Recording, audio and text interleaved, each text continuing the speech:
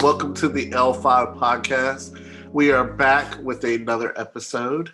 Tonight, we decided to do another TV series in the kind of horror October kind of fest going on. So we decided to review the first two episodes of the new Netflix series Squid Game. 5분 안에 술래의 눈을 피해 결승선에 들어오는 분들은 통과입니다. 그 옛날에 어릴 때 하던 거 말이에요?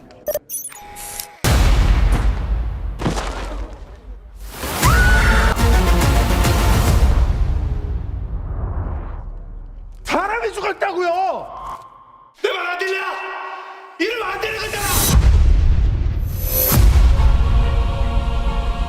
Everybody's talking about this series. It is the highest number one watched show on Netflix. So we decided to give it a go and watch the first two episodes. And this was Brian's idea. Or Brian's suggestion. So Brian, do you want to give us a synopsis of the first two episodes, what Wikipedia says or whatever? Sure. So Squid Game, it's a South Korean survival drama TV series created for Netflix, like Corey just said. And the series revolves around a contest where 456 players that are in deep financial debt, that might just be the horror of the whole thing, being so in debt, pretty relatable. They all put their lives at risk to play a series of children's games for the chance to win 45.6 billion won. So the South Korean currency. So we started watching this. I don't think any of us had started watching it independently outside of the group. So I wanted to see it. So seeing it makes me want to talk about it. And wow. So the first episode, I had read a little bit about it, seen trailers. I'm not super into violent, super gory movies, and this was pretty violent and has some kind of over-the-top blood splatter. So if you're squeamish, then you're watching the wrong movies and things, listening to us this month. But anyway, one of the things that I'd read about this was that it was an almost perfect first episode, and where you build up the scenario, you get introduced to the characters. And I was under the impression that the first episode was going to be more in the game or in the facility where the game is. So I was kind of surprised seeing how they focused on what turns out to be the one main character that we're following, at least in the first two episodes and likely through the rest of it. But we're seeing his backstory, how he gets into the game or games. And then this is one of the reasons we pick more than just the pilot episode to talk about. But the second episode, spoiler alert. Warning, warning, warning, warning. They all stop the games. They all vote and stop the game, and everybody goes home.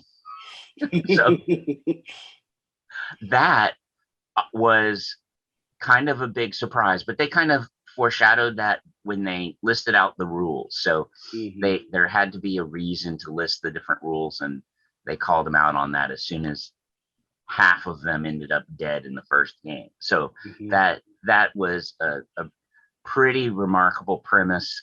That pardon the use of the word, the execution of the getting everybody into the game was just really kind of intriguing, and I thought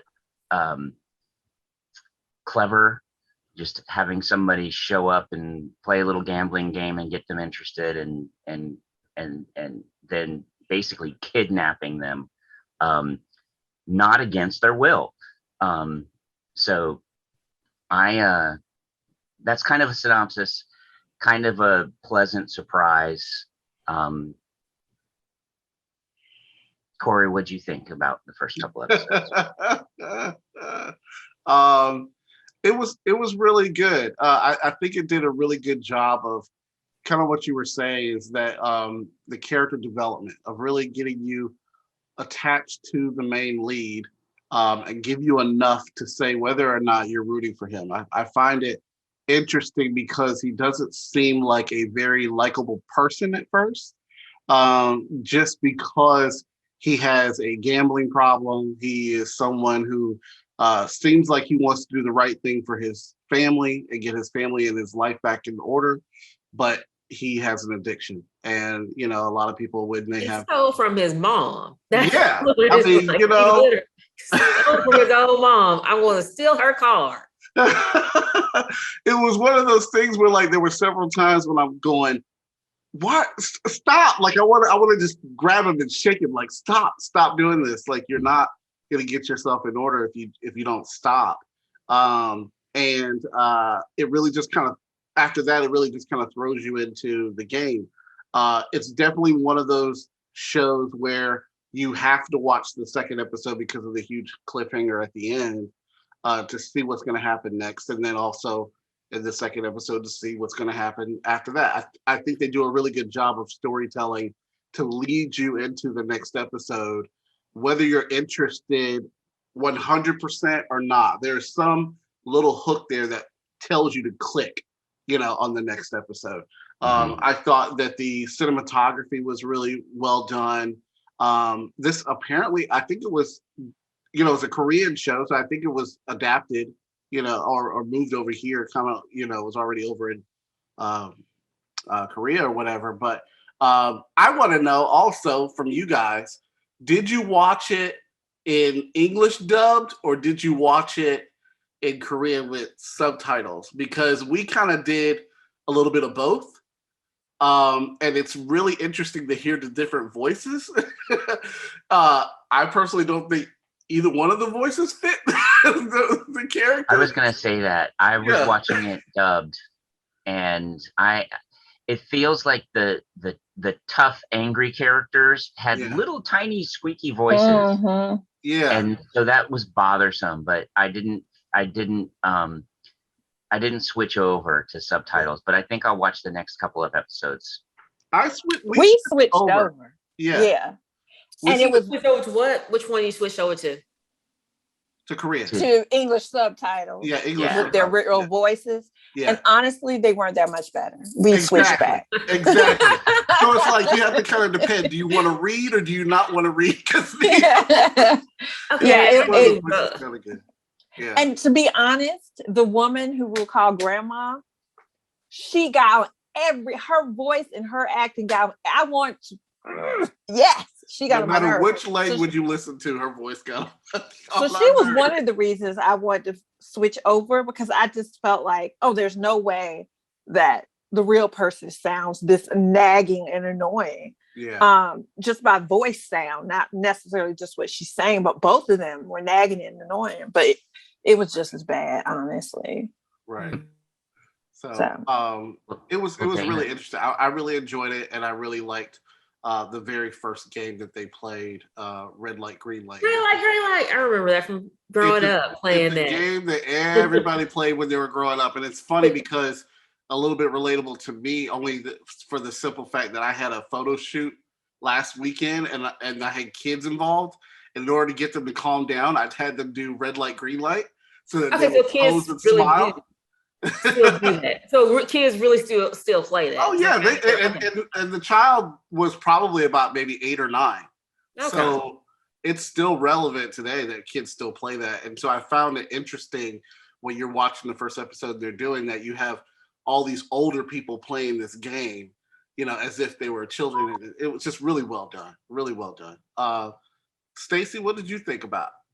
Well, I think Ryan said like he didn't think anyone had started watching it before he suggested it. Yeah. I actually started or tried to watch it before, but the the English when I was listening to it at first, it's like, yeah, I'm not really into it. And I know some of y'all say, oh, you look at the English subtitles, but that means I have to concentrate just on the TV. And so I Yeah. We know you can't, Stacey. So I have to put it, so English, so I can actually hear it and pay more attention to it. And then I do subtitles at the bottom. So I do them both if I'm actually sitting down and reading it. And initially I tried to get into it and I didn't. And then when you said, hey, y'all, let's watch it. And then I make myself actually watch it. And it's like, oh, this is all right. This is actually pretty good. And I actually finished it up a couple of days ago, I think. Yeah. But overall, man, I liked it. I was surprised to like it because at first I really don't like it when the voices are kind of off and I'm not, and I have to concentrate a little bit on it.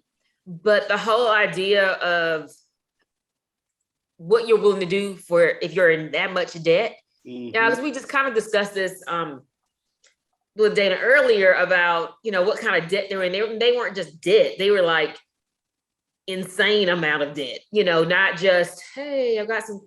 Granted, college loans. Yeah, I mean that's one thing. It's another thing if someone says, "I'm going to be taking your eye and your kidney to pay off these bills." I mean that's a totally different type of debt. Yeah. Or like the other guy who, he was like, was it millions or billions of dollars? Everyone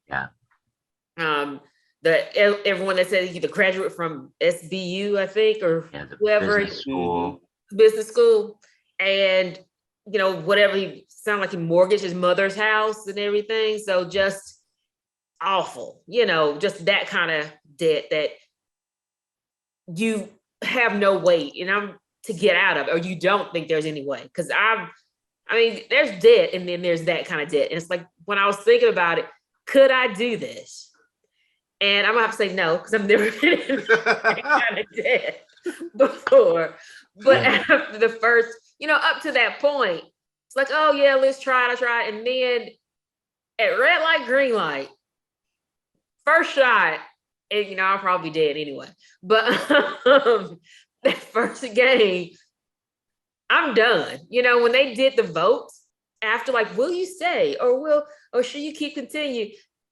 Hell no, I'm going home. I'm fine. I will do something to get the money. I will do just about anything at that point to do the money besides getting killed doing this. But we heard some of the people say those people, because he said if you quit now, whatever's left of the money will be split among the family, of the people who died. Yeah. And someone said, well, they got the money. It's like, no, they didn't. Their family got it. They got nothing. They got dead. Right. And that was it. But that whole thought of, I survived, I deserve something. But you did walk away with your life. But I mean,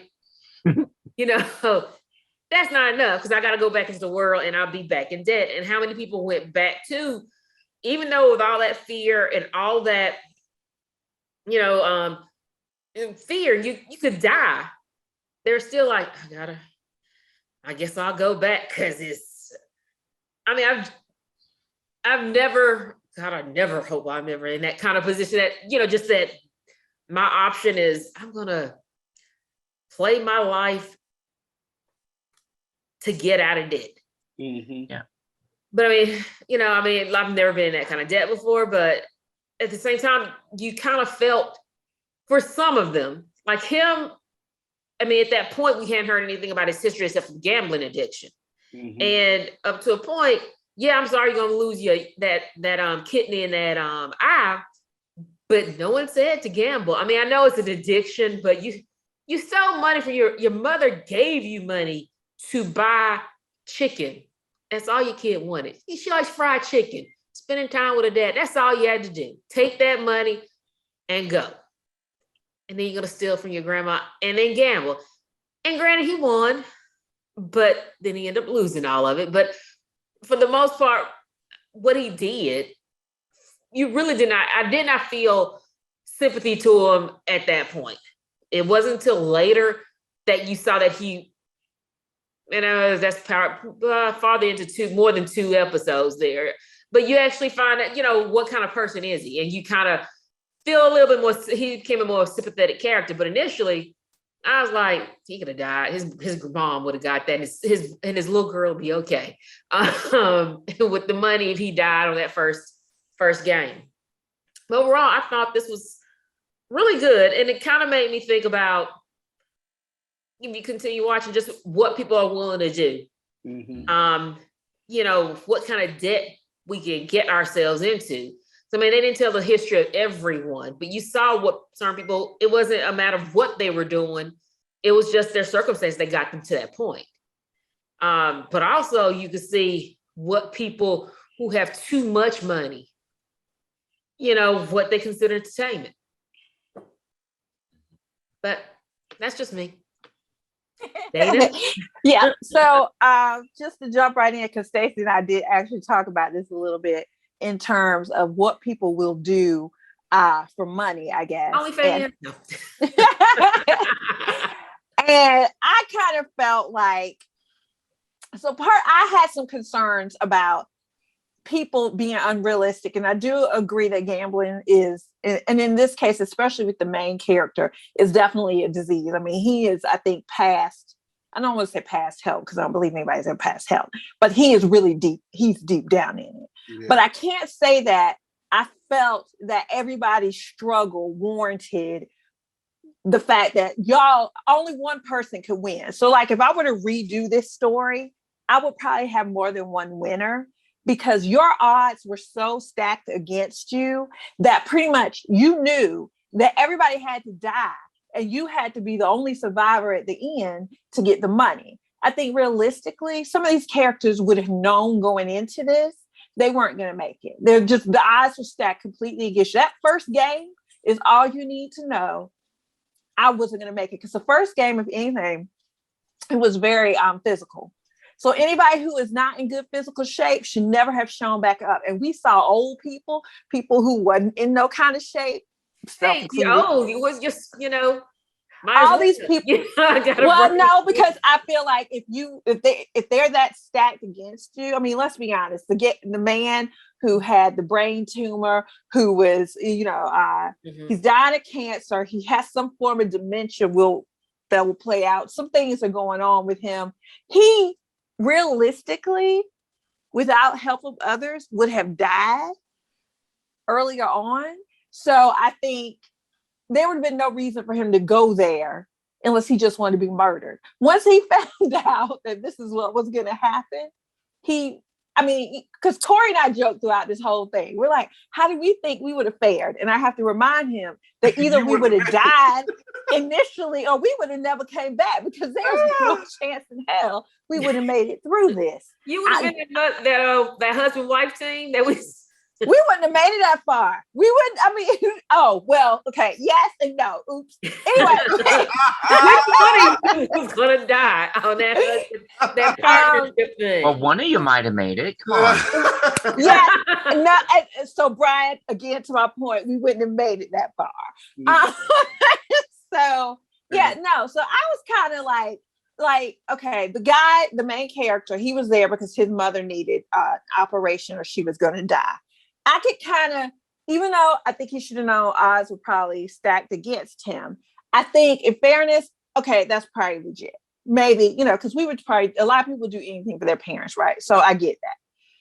The guy who was supposed to be the big businessman who was going to probably end up in jail, not worth it. If he just wanted to die, he could have just ran out in front of a bus, because that's the equivalent to me of what would probably have happened to him inside these games. The girl who wanted to get her mom from North Korea to South Korea, totally understand it, but girl had no chance. Like, she would have died. I feel like, again, I love the show and I thought it was very interesting, but I feel like they should have made more than one person able to win, because I think that changed, for me, that made this even, when I saw like half of the people actually came back, was it 187? I don't remember, but almost half of the people came back. I was like, this is BS. I mean, y'all saw them people. Yeah, but I think, think about it this way. I mean, I don't gamble, but do you gamble at all? I mean, if you like in the casino on a cruise ship. But casino on the cruise, that's about it. I think the people who were in essence kind of gamblers. I mean, there are people. Oh, absolutely. You know, I but mean, money versus gamblers, your not an life. addiction to gambler, but a gambling sensibility or gambling kind of like, I am going to be the lucky one. I'm going to do this pick 4. I'm going to do this, make a million. I think that's I'm going to be this so. And I think you have that. Not only you're in debt, you have this mentality that is the next one. I'm going to be the next winner. I'm not. It's hard for me to say because I'm one of those people who go. If they tell me, "Oh, go to the casino and all that," it's like I got my $20 and that's about all I do, and that's it, and I'm done. But for some of those who are true gamblers, it's like, stick on this slot machine, because it's going to be a winner. It's like, it's random. What do you mean this is the winner? I'm just, I would agree if the stakes weren't so high. But I think that mentality on with it. Now, granted, it's still a TV show, so there's a part of people do stuff that I don't see people really doing it. But at the same time, there are people that, if I'm in debt enough, if I'm in, I have no chance of getting out of it, my heart, kidney, whatever the heck they're going to take is going to be taken from me, and I'm going to be disgraced, and my parents are going to be without. You might die. I might as well die with a chance to get money than just jump in front of that bus. These gamblers, these are money gamblers. These are people who sit on their butt and do nothing, and the luck of the draw is how they gamble. They are not these same people that I see up in the casinos betting their last dollar for rent are not going to go somewhere and risk being killed because they have to do something physical. But they may if they're in debt enough. I mean, granted. If somebody, again, I give them one with his mom and maybe some of the other ones, but I'll say this much. The stories weren't compelling enough for me to be like, oh, these people are going to come back. Don't tell me you didn't think everyone in them pretty much was real stupid for coming back. I mean, no, I think everybody was stupid for coming back. I mean, I agree with that. I'm just saying that to say that there wouldn't be anyone, there would be, I think, people who would go back. Now, I wouldn't, and I think everybody who went back would be stupid. But at the same time, I've never had someone say, yeah, if you don't pay me back, I'm taking your kidney and your eye. I've never had that, so I can't really tell how I'm going to act in that kind of situation. It's also the amount of money that they were actually going after too. Because think about people who don't buy lottery tickets, and then all of a sudden you see the lottery is up to $1 billion, and people just flock out trying to get a lottery ticket. But if they told you, everybody who walks in this store to buy a lottery ticket, we're going to shoot all of you but one who will be the winner. How many people are going to go? I don't know. Now, will there be? But it's not even saying, but it's also putting the game things like, oh, I can win. But at this point, you think the games are just physical. I think I got it wrong. So I don't even know what I do. Yeah. At this point, we think the games are just physical, and these people, majority of them, are not in physical shape for this. Yeah. So I think that's what's intriguing. If that old man can play like survive, I can survive. Well, that should have been suspicious. And that's what people, I would say that, but at the same time, but people think that. But it's not like that. Red light, green light is not like a physical challenge like in Survivor or some of the unscripted reality TV show competitions. They're not. It's not a spectacle of your physicality. It's just stop and go. Right. Freeze. But it's timed. So this is different. Yeah. So it's not only is it timed, but they didn't have the script. But the stakes, I think, make it. If they hadn't gotten scared. Yeah, I think the stakes make it because the stakes make it higher because, like, if you've ever played the game, like if somebody twitched their eye, they were never out. Right. This is like you can't have any movement whatsoever, breathing maybe, but anything else than that doll is going to kill you. And I just think logistically, like I think a lot of people who are gamblers, they like to test their luck, right? And I get that. I would rather risk my luck. I'll go and hide and you will never get my kidney nor my eye than to be like, okay, I have no idea what's going to happen in here again. But I know out of all these people in here that I have to basically all have to die for me to win. What is my chance? You're not the lucky one. I am. No, Stacy, boo boo, you go home up in there, but I'm gonna be honest, honey. I don't have the faith. I don't think you're gonna make it. But I'm just saying, some people have that mentality. If they can, there'll definitely be some people who would go back. There are some people, but I mean, there's some people who would go back. I just don't know. I just felt like the stories of the ones we were focusing on didn't convince me that they would necessarily all be the one.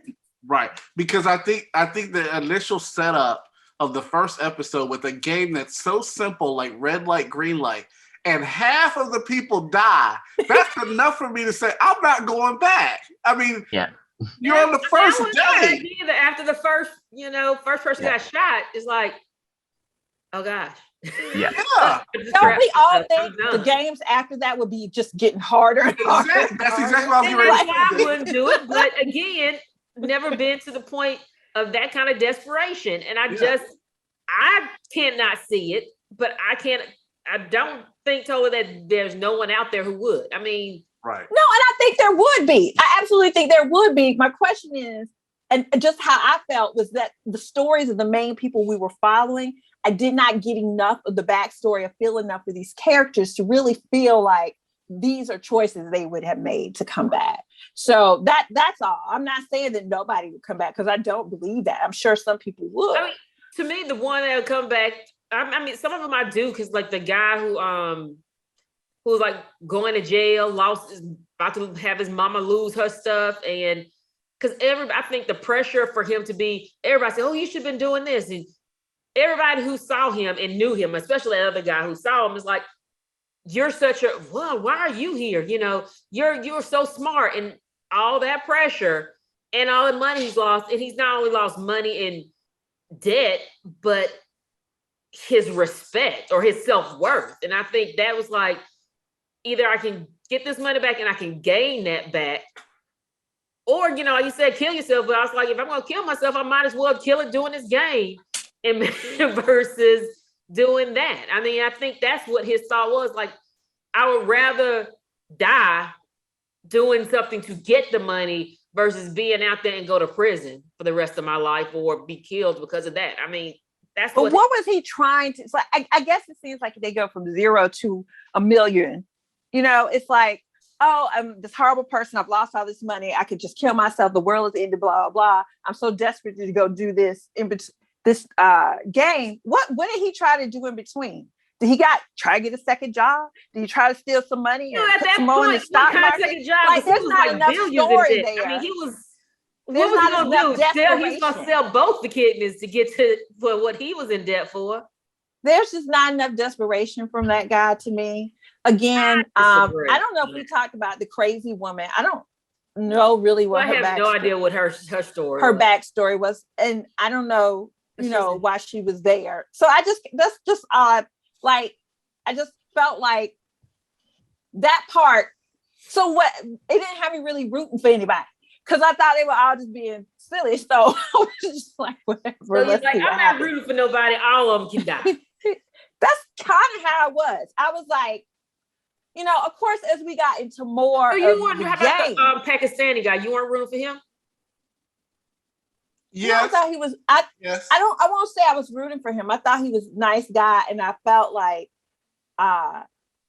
sacrificial lamb. Like he's how you had some people who feel like they're too nice for this world or whatever, and not that far gone. But I just, again, I'm not sure about the desperation level to go off and potentially get killed. And then it kind of sometimes acted like he didn't understand his hand from his butt. And then, but he's like, I had some problems with his character in general. Like, really naive. And... yeah, so naive that I was like, would he have done? I don't know. So let's talk about it's a competition. It's a scripted competition, so it's a drama. So it's all contrived by the script writers, right? So they know they're leading us on this journey of the story. We watch reality shows where it's pretty much not scripted. We watch sports movies, or the big game kind of movies and things, and in a big game kind of movie, I'm always disappointed if the main character's team wins, because it's just so obvious that path to, hey, we don't know if we're gonna win or not. Yeah, this is a movie. You're most likely gonna win. And so in this, where they're taking us through these different main characters, and get in a handful of cases, at least up into the first 2 episodes, they're giving us some more time with them, backstory. I think that might be the storytelling device of why they went home and chose to come back, because now we're seeing more about the secondary characters and what makes them not only be in the competition in the first place, but also in a place where they are choosing to come back, at least according to the screenplay, right?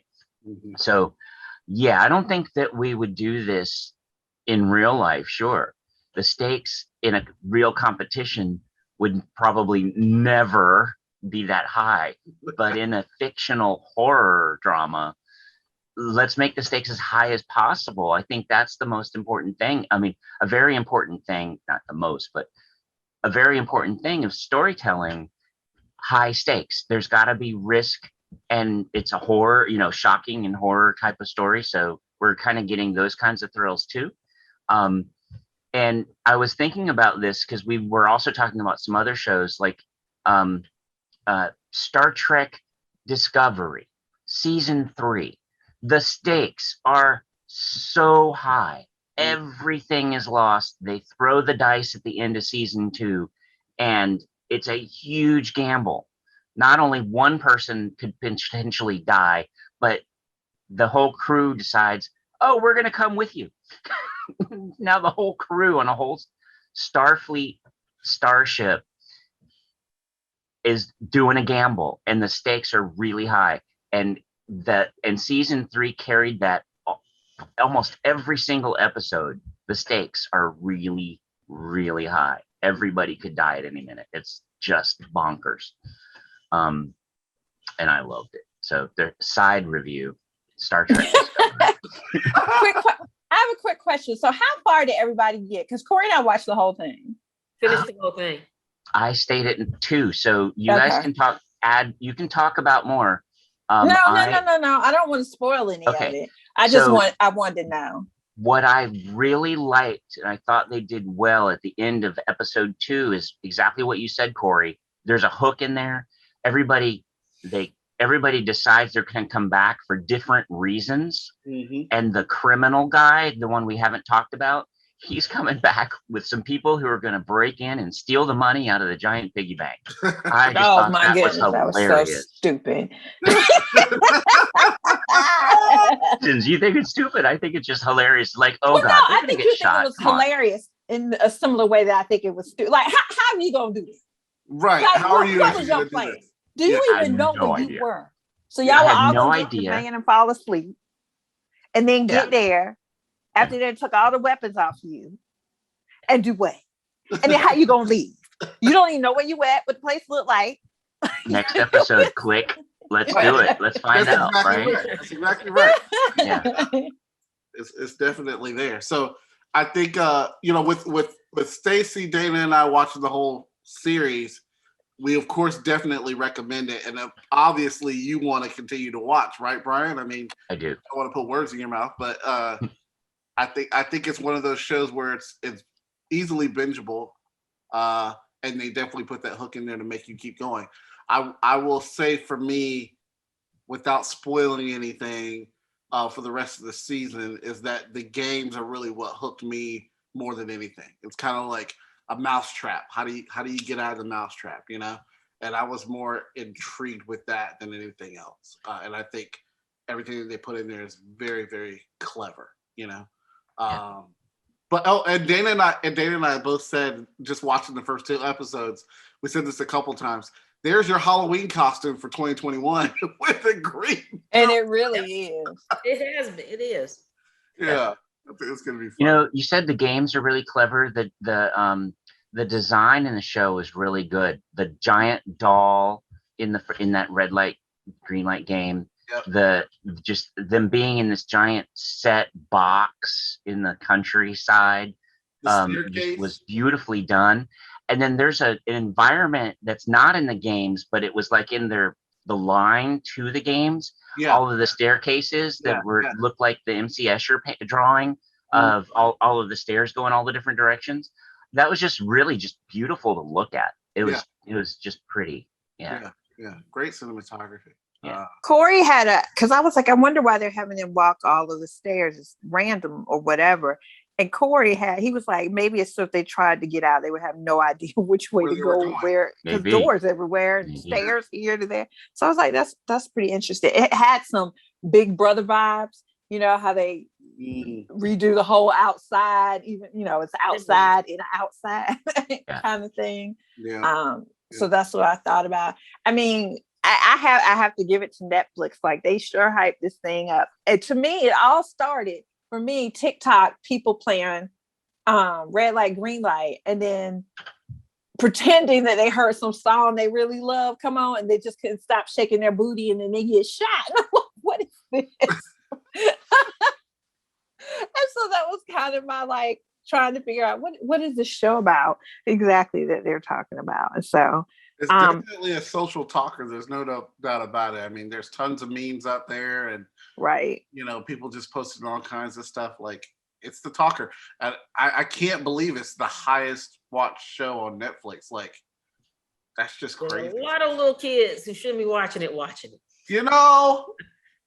Yeah, it's not for your kids. Come on. It's not a kid's show at all. Really not. But I think Netflix released it at the perfect time. I think because we talk about this and how we see stuff and they do the same stuff over and over again. To me, I felt like this was new. It was refreshing.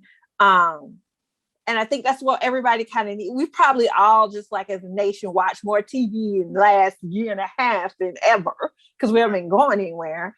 Right. And finally here's something that is way different, I think, or I felt like, than what we've currently been seeing a lot. It was like, in my case, it was a world I didn't know anything about. Like, I never heard of Squid Game, didn't know what Squid Game was. And I do like the Korean drama, so I'm used to watching that kind of stuff and things like this. But this was totally different because a lot of this stuff I watch is probably more like, I think they call like boy love stuff. Whatever from my Korean things. So this is totally different than what I watched some hard things, but that's a whole different story. So for me, it was just very refreshing. It was totally different, and I thought it was good. Now, what I have heard is there is stuff lost in translation. Now that I kind of hate because I wonder what some of that stuff was. And there are places you can go and people will talk about, because I've definitely heard some of what it is. But I don't remember enough to share. But like, there's stuff that's been lost in translation that maybe if we knew it all would change some of how we thought, particularly me, maybe some of the characters, maybe I'll feel a little different about some of them. But so I thought that was interesting. Do you think that would be a reason to redo it as a series set in an English-speaking country? Well, see, I like it not if they redo it based on our customs and stuff that we would find. Yeah. Like, I prefer it. I would have preferred it to be more related to in the stuff not have been lost. Like some of the stuff that they changed, they didn't have to change it. They chose to change it for whatever reason. But they could have left it the way it was. I mean, it's not like the meaning isn't known. Like, it's not like there's not a word or something they could have used for us to get the same meaning. They just didn't for whatever reason. And because I like learning about other people's, you know, other cultures and other stuff, I would prefer to know exactly what it was supposed to be. Right. You know, I don't want it to turn in to, instead of your mom having a fish market, you know, you got to save her weave store, your beauty shop, or whatever. I mean, you know, I'm being stupid. Yeah. But I don't want it to come to that. Or, you know, you got to have a dad because your mom, you know, she stays at home with the kids. I don't want it to change from what it was to fit more common tropes we have over here. I'm not interested in that. I like that it was a Korean based, Right. and based on the stuff that they do. Because my first thought is we call it red light, green light, blah, blah, blah. That is not what they call it. I didn't even know that they even played that game, right? So I was like, oh, okay. That's something new I've learned. So I like keeping that part of it. I kind of sometimes hate when we strip stuff down and make it Americanized, because I feel like it loses look. If we didn't think of it, why are we the ones, redoing it to fit? It still had meaning based on who originally did it. There's stuff we could learn from it, seeing the original way it was done. So I mean, I don't feel like it needs to be done over. Y'all just need to continue to give us new stuff that we haven't seen, whether it's Americanized or stuff that from Korea or wherever it wants to be from. Just continue with the new ideas and stuff. Apparently, the guy whose idea this was and the writer and everything for this, he had been trying to get this story out since 2009 and nobody was interested. And here he is, 2019. Netflix picks it up and ends up being their number one show ever. I mean, and so now he initially said he wasn't going to do a part 2. I think obviously now people are probably trying to get him to do it. So he's thinking about it.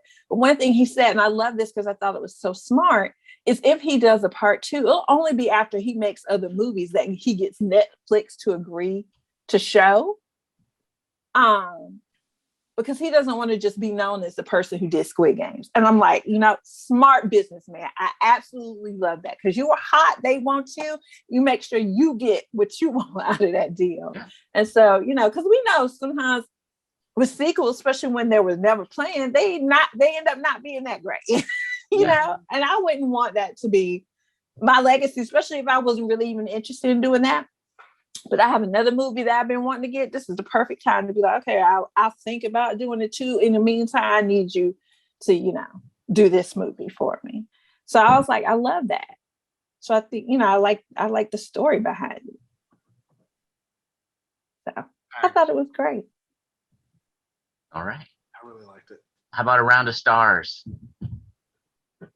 So I'll go first. I'm going to give it 4 stars. And I would give it more, but I'm gonna be honest, I wasn't satisfied with the ending. So I'm looking at the big picture. And if I had to, and I would probably even say 4 just on those 2 episodes, only because, and I knew this was gonna happen. The second episode, I think, had no games in it. So, we were kind of like, where's the game? We want the game. But obviously they can't do games in every episode. I think it's only 5 or 6 games. And it's like 9 episodes. So obviously that's not work. So I think it felt a little slower. But not slow enough that we did not finish it. So 4. Yeah, I would agree with that. The first 2 episodes, I would have given it a 4, just based off of that. Because there's enough backstory, enough character development, enough game, intrigue, all of that stuff to keep you going to watch the rest of the season. So I would definitely give it a 4. Stacey? I would give it a 4 after watching the whole thing. I think the first 2 episodes, I would probably be more of a 3.5, just for the fact that initially I wasn't all that interested until Brian said, hey, we, suggest that. And then I made myself sit down and watch it. And then it's like, oh, okay, it's good. So that's why I would say more of a 3 to start off. It's not the story that's bad. It was just that, the whole dubbing that you're listening to, and it's like, I'm not that. And then once I made myself kind of sit down and actually listen, and even try not to pay as much attention to how the voices sound to the people, just what they're actually saying. And it's like, okay, it's pretty good. Yeah. But overall, I would say 4. Yeah, I think it's unanimous. I'm kind of at that 4-star area as well. I think that I would recommend this, and that's the whole point, finding things that we think that we would share and recommend, or ask people to watch and find out what they think about them. Is it worth your time? We put our time into it. Yeah, I think it's worth your time to see it if you're so inclined, right? So yeah, I'm at a 4 too. Awesome. That's Squid Game. Brian, when you're finished, let us know. Okay, how I you will. feel after it's complete. Yeah. I will. I mean, yeah. I'm sure you'll still love it, but that's yeah, what I think. Yeah, I'll probably finish it up pretty quick too. There's some other series that I'm watching as well, but they're not. They're releasing slowly, so week to week stuff. Speaking of releasing slowly, that has nothing to do with this, but Corey and I started watching Chucky. Oh, Anybody start since it's Halloween and all? Has anybody started watching that? How is it? Or we can talk about it afterwards. It's what? it's not bad. It's not bad. It's not bad. It's background TV. So Stacey, Yes. that'll be perfect. Yeah. It's fine to have admission. on. You can hear it. You don't have to see it. And yeah, it's not horrible. It's not horrible. I have an admission. I've never seen a Chucky movie. Don't start with the TV show. I think if you don't have a background, you start with the TV show.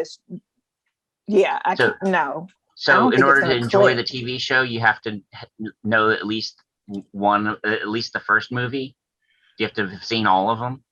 I feel like you don't have to see all of them, but you should at least kind of have an idea of who and what it is, because they don't explain any of that in the TV show. Yeah. Yeah. So you know what's going on. Yeah. So you know how like we're in Evil, we have the guy, and I've forgotten his name, the guy who we said looks like me. Chucky, the original Chucky movies. I think the evil spirit guy who's invaded Chucky is Brad Dourif. And when I was like early 20s, the kids, my friends in college, said I looked like Brad Dourif. So any skinny white guy, any goofy skinny white guy is the guy I look like, right? So yeah, I never watched. I've never seen it. I mean, I've always considered Chucky kind of a B-rated, like B-side horror kind of thing. It's not. Corey and I had a discussion about that. So I would say if you didn't know enough about it and just start watching the show, I would imagine you would like it less than if you already because it's cheesy too, and there's stuff that just is dumb and doesn't make sense. But if you watch the movies, you're like, yeah, that's what we do. That's it. For the show, like you need to see the first Chucky. Do you need to know about the bride and the son? No. But here's the other thing I'll say, and I know this is not what we were talking about today, but that show is on USA, and they do so much cursing, and these kids are supposed to be about 14 years old, cussing, drugs, drinking, having sex. I was like, oh my gosh, my childhood was very different. These kids today. I know. That's how I felt. I was like, is this real? Movie kids with Chloe Sevigny. Say it one more time. That movie Kids. Oh, yeah. How old were those kids in that? Now that I think about it. I don't know. 14, but I felt 15, that was 16. different. That had more of an artsy kind of, moral. How about those kids in Paris is Burning? Yeah, so that's the thing. The kids in movies, they're but Paris is Burning wasn't really a movie there. But Paris is Burning was different because these kids were kind of like living out the street, and they were kind of like, so I expect them just to, they learned as based on the people they're around and all this other stuff. Right. These other people supposedly, growing up in quote unquote good areas, going to good schools, and talking. I mean, there are things I would say, but not upper middle class. But it's frightening. A lot of F-bombs dropped around parents and talking to them and all this stuff. And I was like, whoa, and at 14, I don't know. Like, no, I don't do that now. And I'm like 114. I don't understand. You have to see it because it was unnecessary. You know how Jeremy and I always talk about the unnecessary N-word and cursing and all. It's kind of like that. It's like there are more F-bombs in there than in like a movie. Yeah. And it's a TV show and it's only like maybe 40 minutes, if that. It's a lot. So it's a lot. It's a lot. unnecessarily too. Yeah. And On it's USA too, so that's regular. I mean, it's cable, but it's still weird. What time it's is it? like, huh? What time? What time is it? It probably comes on after 9, right? I I would would assume so.